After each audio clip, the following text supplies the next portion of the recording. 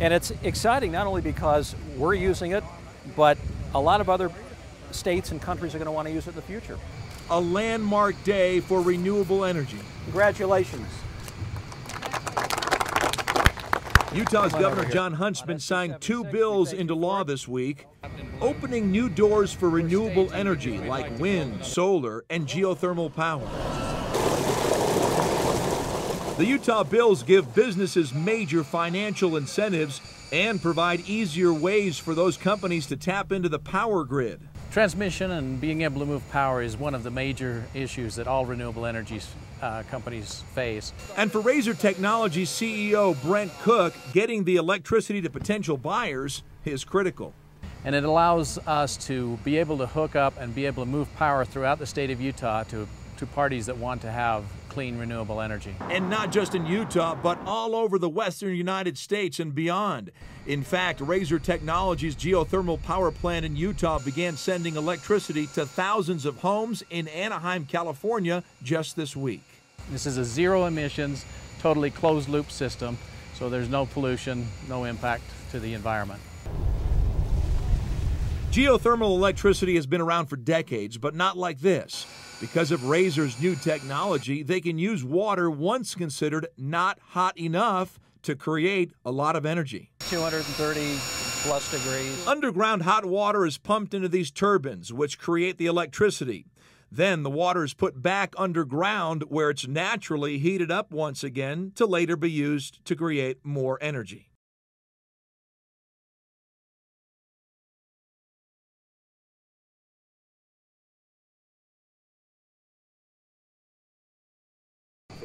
We want energy to be affordable. We want it to support economic development, to improve our energy security and reduce emissions. It's taking priority in the state of Utah, and it's a major goal for the new Obama administration, renewable energy. It's exciting not only because we're using it, but a lot of other states and countries are going to want to use it in the future. Renewable energy like wind, solar, and geothermal is clean, green, and as Utah Governor John Huntsman puts it, the future. Every state in America wants to be where we are right now, and not everybody can achieve that. You've got to have all state agencies functioning in harmony. You've got to have the legislature that's willing to cooperate with the executive. On this Earth Week, Governor Huntsman signed 2 new sweeping renewable energy bills into law that could impact the entire country. Congratulations. The new Utah laws give renewable energy companies like geothermal giant Razor Technologies financial incentives to build more power plants like this one.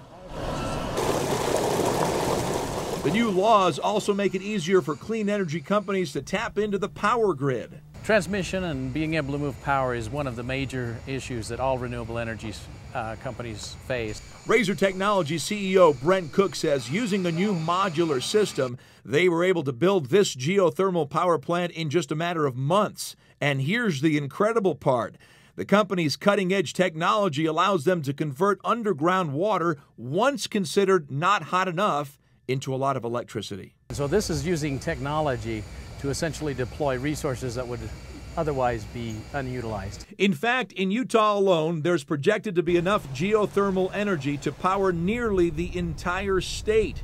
Razor currently has 7 geothermal projects underway in Utah, Nevada, New Mexico, and Oregon. And this one here in Utah actually sends electricity to homes 3 states away in Anaheim, California.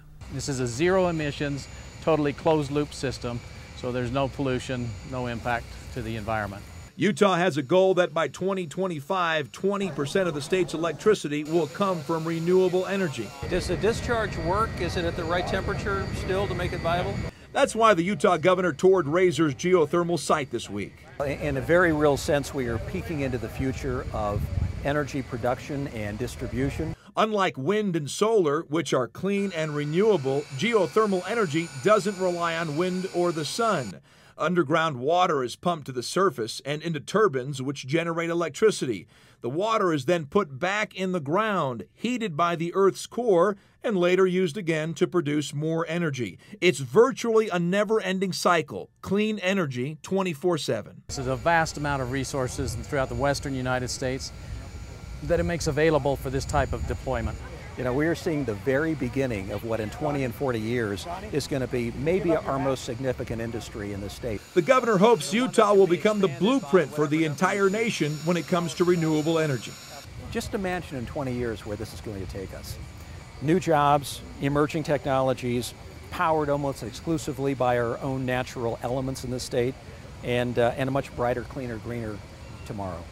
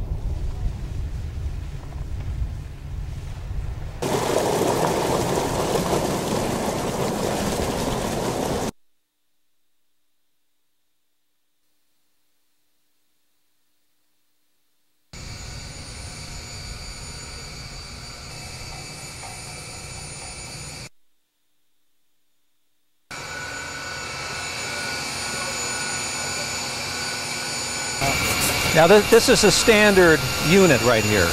Yeah. The one that can be expanded by whatever number you choose. Yeah. It's nothing more than just switching it from on to auto.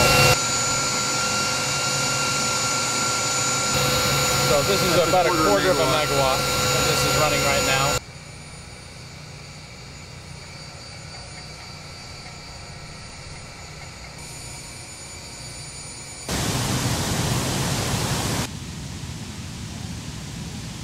We'll take the discharge out of this plant and run it through those units.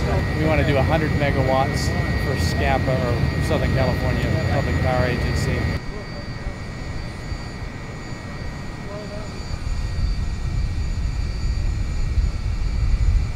+230 degrees, roughly. 250 degrees, it's 600 RPM. And the generator runs at 1,800 RPM. So like an airline engine. In fact, like you a jet probably engine. heard that. And the turbine is actually where? Right